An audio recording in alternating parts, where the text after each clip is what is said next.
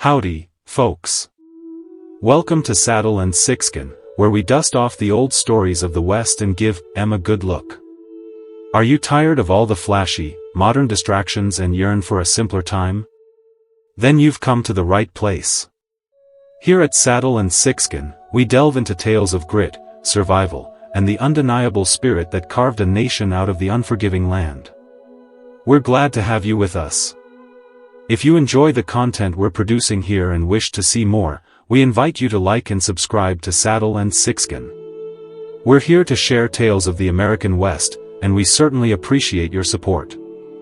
Now, let's get started with today's story, a tale as tough as leather and as real as the dust beneath your boots, a story of hardship, mercy, and the unlikely bonds that can blossom even in the harshest of landscapes. Imagine, if you will, the wind whispering across the plains, carrying with it the grit of the earth and the echoes of a forgotten past.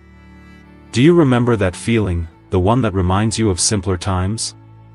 It was a feeling that seemed to sink into your very bones, making each breath a heavy reminder of the land's harsh indifference. Out on the very edge of a settlement so insignificant it barely registered on any map, stood a shack, a crooked collection of weathered wood and patched tin. Now, this wasn't a house built with pride or meant for comfort. No sir, this was a shelter born of sheer necessity, struggling to hold itself together against the constant battering of the seasons. The walls may have creaked and groaned, and the roof might have leaked a bit, but it was a sanctuary, however fragile, against the untamed wilderness. Does this sound familiar? Inside this humble dwelling lived a widow named Mary Whitlock and her 2 children.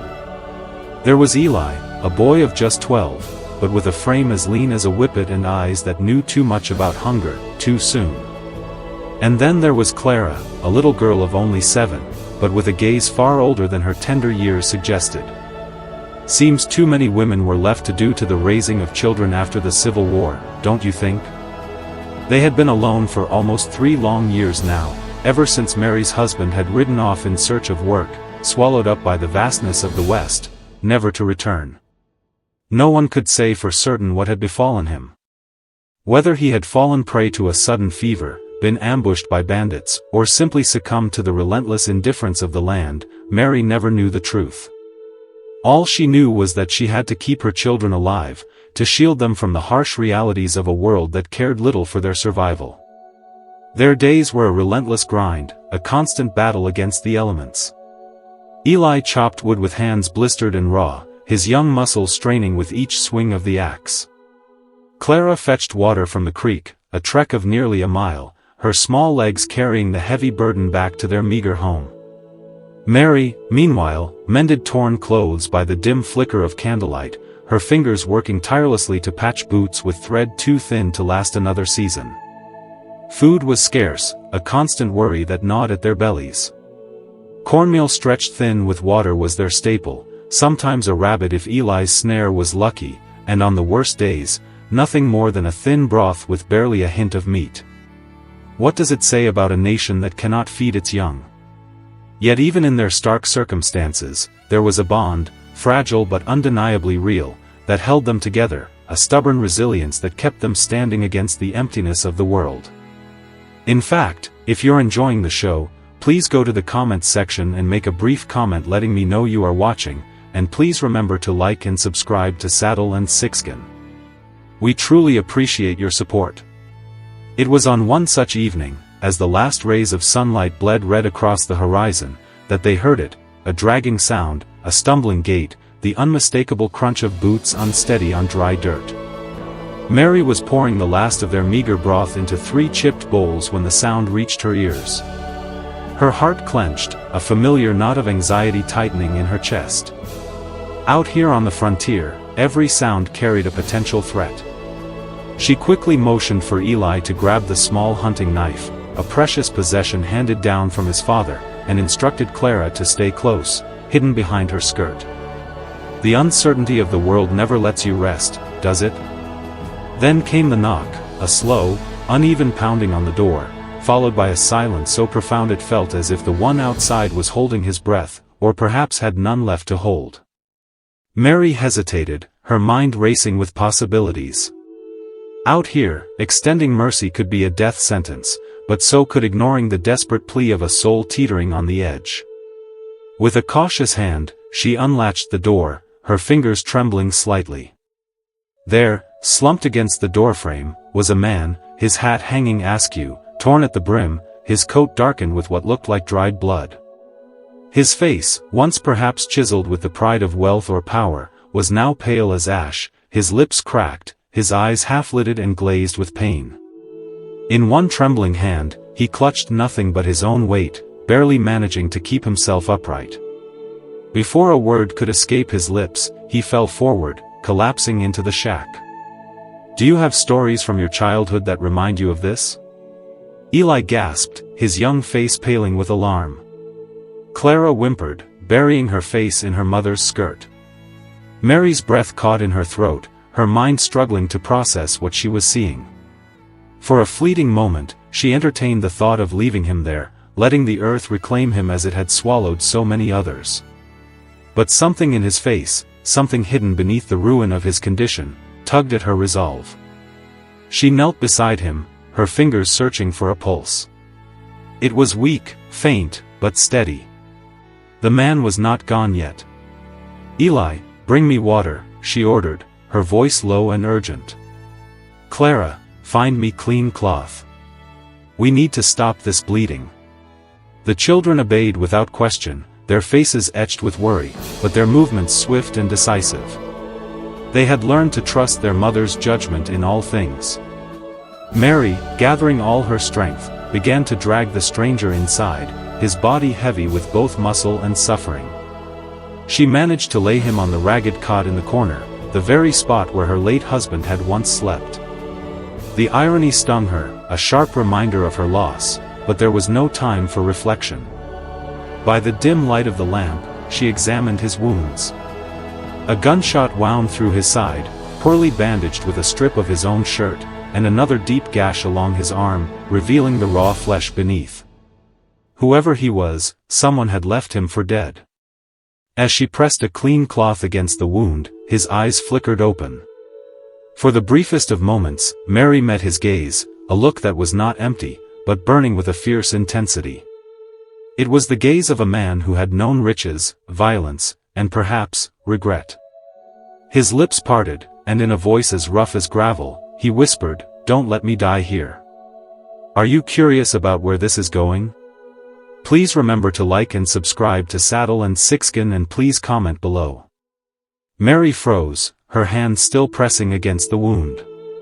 The words were not a plea, not a desperate cry for help. They were a command, softened only by the sheer weight of his pain. She did not answer. She simply pressed harder on the wound, fighting to keep the blood from seeping out of his body. That night, as a storm rolled in, rain pattering against the thin roof of the shack, the widow and her children worked tirelessly to keep the stranger alive. They knew nothing about him, about who he was or why fate had led him to their doorstep. All they knew was that he carried the stench of death with him, and yet, against all reason, they had opened their home to him, and in doing so, had set in motion a chain of events that would forever alter the course of their lives.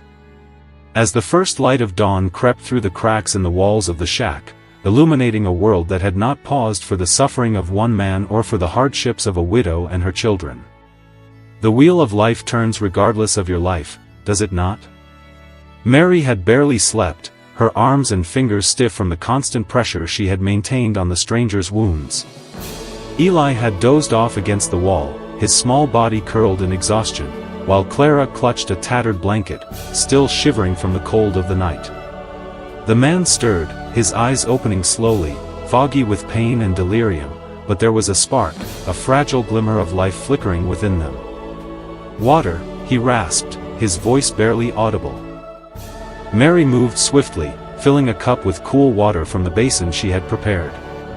She offered it to him, and he drank, his hands trembling with the effort. His lips were cracked, his face pale, and gaunt, and there was a presence that demanded attention, a weight of experience that seemed far beyond the frailty of his body. "Who are you?"